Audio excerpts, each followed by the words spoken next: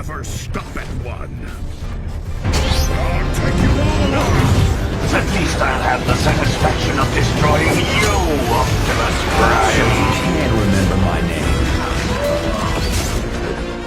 The weak shall perish? Do not believe everything you read.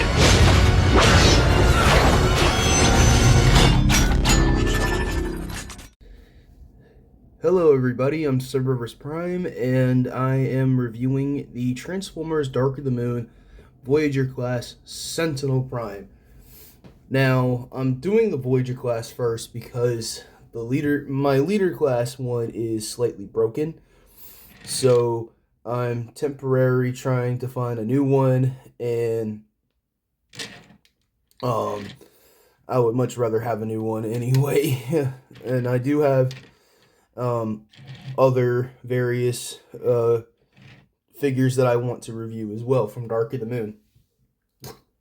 But I just want to get through all the Voyagers and Deluxes first, since they are essentially the basically the main line of Dark of the Moon. But anyway, here is Sentinel Prime from Dark of the Moon, the Voyager class one.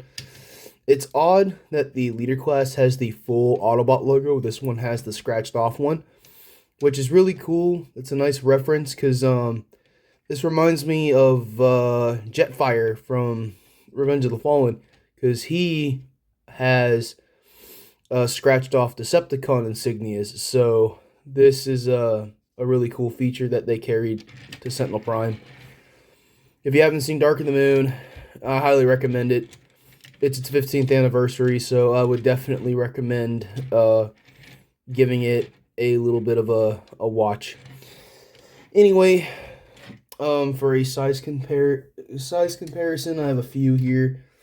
Here we have Deluxe Barricade from Dark of the Moon, which this is definitely not in scale whatsoever. Here he is with Crankcase from Dark of the Moon. As you can see, I'm having some stuff prepped. Here's another cool one. Here he is with Soundwave from Dark of the Moon as well. And then here he is with Starscream from Dark of the Moon. Anyway, so to transform him, you don't have to do this, but I'm going to go ahead and take off his MechTech weapon. And we'll take a look at this a little bit more when we get to robot mode. He does roll decently, but these front tires like to steer him in one direction and then another. So he doesn't really roll all that well in alt mode, but it's okay. But first thing you want to do, or that I like to do, is go ahead and take the side panels here on the truck. And, you want to unclip this part here, kind of like the leader class. Unclip those parts, and then fold down the little racks here. Fold these up like that. Then you want to take this whole section and separate it here.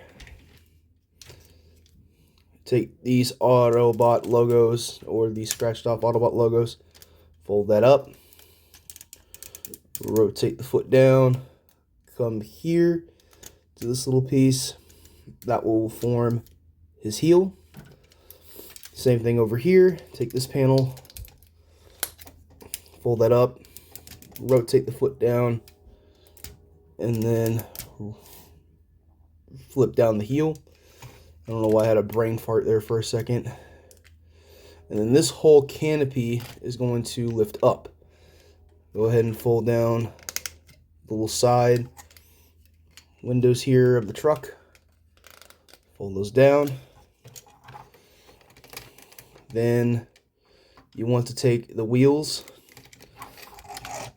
and go ahead and fold them in. Oh man, it's tight. Go ahead and rotate them into his chest. Take this piece here, swivel that to that position, slide it up. There's his head. Next, come to these pieces. These are his arms. You're going to rotate these up. And then this whole section here is on a hinge. So you're going to rotate that up. Peg in his shoulders. Rotate his shoulders. Then fold down his arms.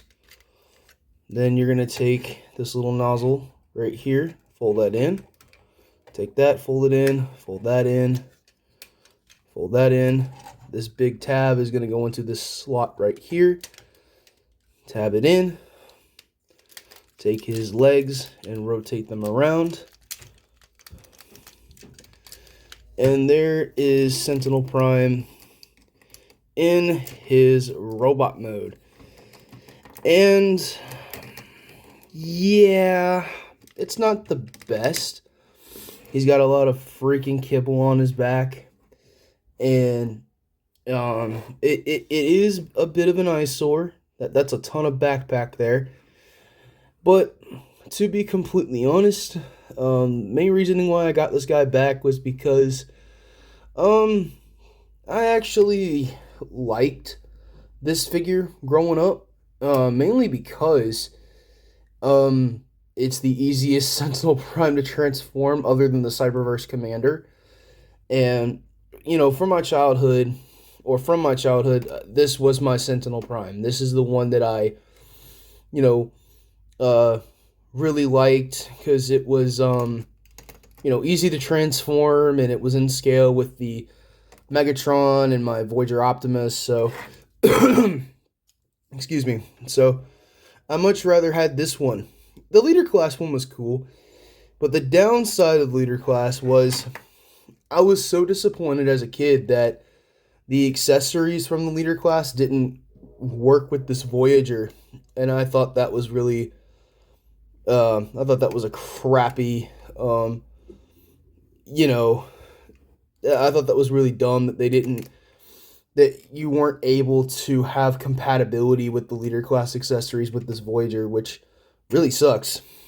But he comes with this. He comes with his Rust Cannon, which is really cool. I mainly prefer it in this mode because it looks more like his Rust Cannon from the film. But if you push on this plunger here, you can get it to look like that, which I'm not sure what that's supposed to replicate. It kind of looks like the pillar. To me, it looks like one of the pillars. And you can lock it if you push it down and then rotate it this way. You can lock it out. And I'm not going to lie, this isn't one of my favorite MechTech weapons, but it's cool nonetheless.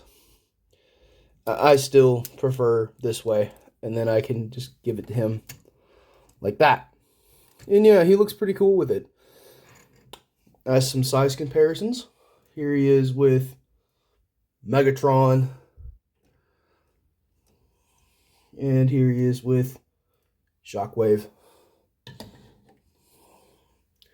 And I can't lie, these three here, out of the three, I'm just gonna tell you guys now. This guy's Studio Series figure rocks. His Studio Series figure, I customized mine, and it looks a lot better, but I still have issues with it, and his sucks. But yeah, here are the original three baddies from Dark of the Moon. Couldn't go without showing them off. And then if you want to see what he looks like next to a modern figure, well, actually, no. Hang on a second. I do have a Dark of the Moon Optimus to show him next to. Here he is with Ultimate Prime. And yeah, it's not the best scale, but I'll admit, this is pretty cool. Yeah, it's not the best, but it's cool to me. That's what these figures are for, is to be cool. They're supposed to be fun and different. That's why I really like these guys. But in terms of a modern figure, here he is next to the Studio Series Optimus from the trilogy. which I'm not sure if you guys are aware, there is a dramatic capture set coming out pretty soon with this Optimus here and Jetfire, and can't lie, I'm very excited for it. And oh wow, I just realized these are actually in pretty decent scale. Yeah, that's pretty cool. I like this. This is actually really nice. It just sucks that this guy doesn't have, you know, more accurate weaponry. But that's it for size comparisons for robot mode. Before I conclude this video, let me go ahead and go through articulation. So articulation, he's got a swivel here at the shoulder. He's got a bicep swivel, single jointed elbow. He's got a swivel here at the head. He's got universal joints here at the hips, which he can't go back very far due to the stupid cape, but he can go forward pretty good. He's got a knee swivel and a single jointed knee. And then due to transformation, you can get him into some pretty cool poses. And it sucks that those weapons are just not compatible with him. The leader class ones. I mean, look at this. This is a cool pose that he can get into, and it just sucks that he doesn't, like, he's not able to hold the shield. He's not able to hold the shield, the double-bladed sword. It just sucks, because this Voyager to me was just really cool back in its day. But yeah, you can get him into some decent poses. He won't be able to stand, but I mean, for photography, that's pretty cool, in my opinion.